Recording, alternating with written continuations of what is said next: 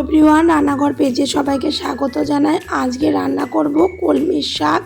কলমির শাক ভালো করে ধুয়ে নিয়েছি। এখন কলমির শাককে মিহি করে কেটে নিয়েছি। এখন কড়াই বসিয়ে দেব। কড়াই বসিয়ে দিয়েছি। দিয়ে দিচ্ছি সর্ষের তেল। তেল ভালোভাবে গরম হয়ে গেলে এর মধ্যে একে একে দিয়ে দেব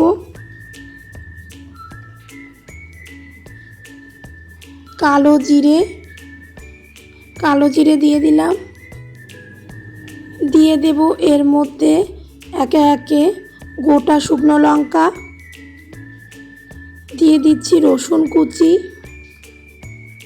হালকা একটু নেড়ে চেড়ে নিচ্ছি যাতে রসুনগুলো একটু ভাজা হয়।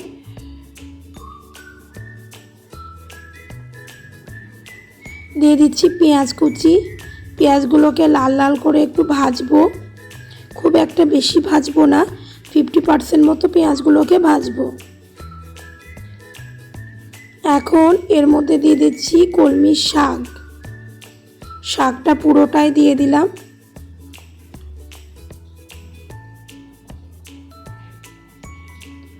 ভালোভাবে নেড়ে চেড়ে ভাজবো যাতে কড়াইয়ের গায়ে এখনই লেগে না যায়।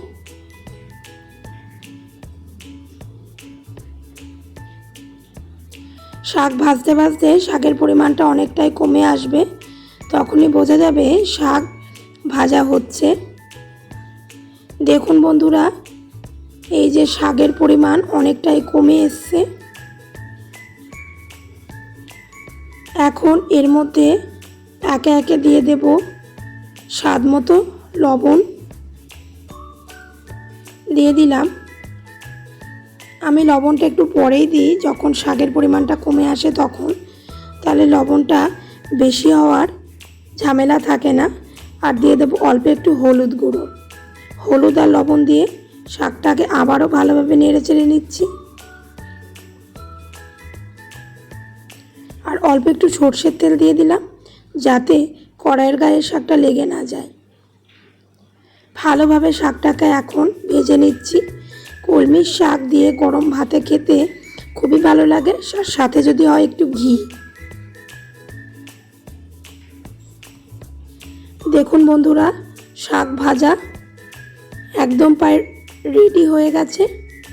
আজকের এই কলমির শাকের রেসিপি কেমন লাগলো অবশ্যই জানাবেন।